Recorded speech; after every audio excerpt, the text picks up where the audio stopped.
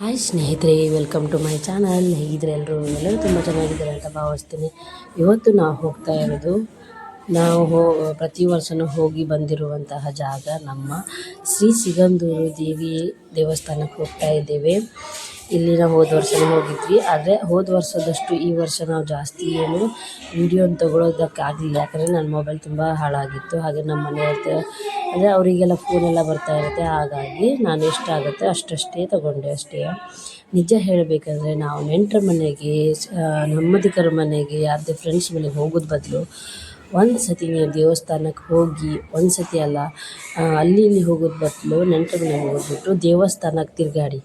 ನಿಜವಾಗ್ಲೂ ಅಲ್ಲಿ ಸಿಗುವಂಥ ನೆಮ್ಮದಿ ಯಾರು ನೆಂಟರ ಮನೆಗೂ ಸಿಗಲ್ಲ, ಯಾರು ಸಂಬಂಧಿಕರ ಮನೆಯಲ್ಲೂ ಸಿಗಲ್ಲ, ಹಾಗೆ ಯಾವ ಸ್ನೇಹಿತರ ಮನೆಗೂ ಸಿಗದೇ ಇರುವಂತಹ ಪ್ರೀತಿ, ಕಾಳಜಿ ಏನೇ ಇರಲಿ, ನಾವು ಏನೇ ಕಷ್ಟ ಇರಲಿ ಆ ದೇವರ ಹತ್ರ ಹೇಳ್ಕೊಳ್ಳುವ. ಯಾಕಂತೇಳಿದರೆ ಮನಸ್ಸು ಹತ್ರ ಹೇಳ್ಕೊಂಡ್ರೆ ಅದು ಒಂದು ಲೆಕ್ಕಕ್ಕೆ ಇಲ್ಲದೇ ಇರೋ ಥರ ಮಾಡಿಬಿಡ್ತರು. ಹಾಗಂತ ಹೇಳ್ತಾ ನಾವು ಹಾಗೆಯೇ ಅಲ್ಲಿ ಹೋದ ವರ್ಷ ಅಲ್ಲಿ ನಾವು ಹೋದಾಗ ಅಲ್ಲೊಂದು ಪಕ್ಕದಲ್ಲಿ ಲಾಡ್ಜನ್ನು ರೆಡಿ ಮಾಡ್ತಿದ್ರು. ಈ ವರ್ಷ ಅಲ್ಲೇ ನಮ್ಗೆ ರೂಮ್ ಸಿಕ್ಕಿರೋದ್ರಿಂದ ಹೋದ ತಕ್ಷಣವೇ ನಮಗೊಂದು ರೂಮ್ ಸಿಕ್ತು. ತುಂಬಾ ಖುಷಿಯಾಯಿತು.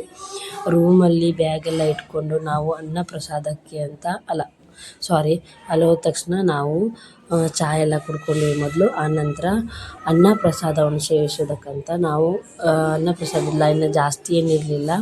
ಅಂದರೆ ಆ ದಿವಸ ತುಂಬಾ ಜನ ಕಡಿಮೆ ಇದ್ದರು. ಆಗಿರೋದ್ರಿಂದ ಪಟ ಅಂತ ಬಿಟ್ಟಿದ್ರು. ಹಾಗೆ ನಾವು ಊಟ ಮಾಡಿ ರೂಮಿಗೆ ಹೋಗಿದ್ವಿ.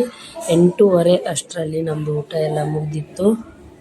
8:30 ಅಷ್ಟೇ ಮುಗ್ದಾದ ನಂತರ ನಾನು ಹಾಗೆಯೇ ರೂಮಿಗೆ ಹೋಗಿ ಮಲ್ಕೊಂಡ್ವಿ. ಆದರೆ ನನಗೆ 12:30 ತನಕ ನಿದ್ದೆನೇ ಬರಲಿಲ್ಲ.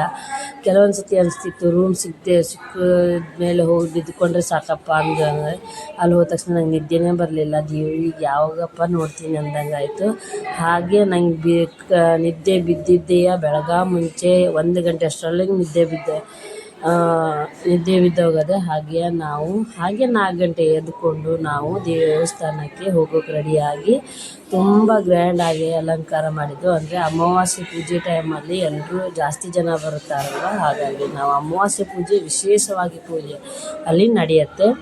ಹಾಗೆ ನಾನು ನಮ್ಮ ಮನೆಯವರು ನಮ್ಮ ಮಕ್ಕಳಿಗೆಲ್ಲ ರೆಡಿ ಮಾಡಿಕೊಂಡು ಕೆಲವರು ಅಲ್ಲೇ ಮಾಡ್ಕೊಂಡು ಮೊದಲು ನಾವು ದೇವಿ ದರ್ಶನವನ್ನು ಮಾಡಿಕೊಂಡ್ರು. ಆನಂತರ ನಾವು ಚಹಾ ತಿಂಡಿ ಎಲ್ಲ ಮಾಡಿಕೊಂಡು ಅಲ್ಲಿಂದ 7 ಗಂಟೆಗೇನೋ ಬಸ್ ಇತ್ತು ಹೊನ್ನಾವರಕ್ಕೆ ಹೋಗ್ಬೋದು. ಅದೇ ಬಸ್ ಮೇಲೆ ಬಂದ್ವಿ.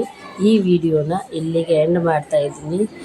ದಯವಿಟ್ಟು ಎಲ್ಲರೂ ಯಾರೆಲ್ಲ ನನ್ನ ಚಾನಲ್ ಸಬ್ಸ್ಕ್ರೈಬ್ ಮಾಡ್ಕೊಂಡಿಲ್ವೋ ಅವರೆಲ್ಲ ಸಬ್ಸ್ಕ್ರೈಬ್ ಮಾಡಿ ನೋಡಿ ಅಂತ ಹೇಳ್ಕೊಳ್ತಾ ಟೇಕ್ ಕೇರ್, ಬಾಯ್.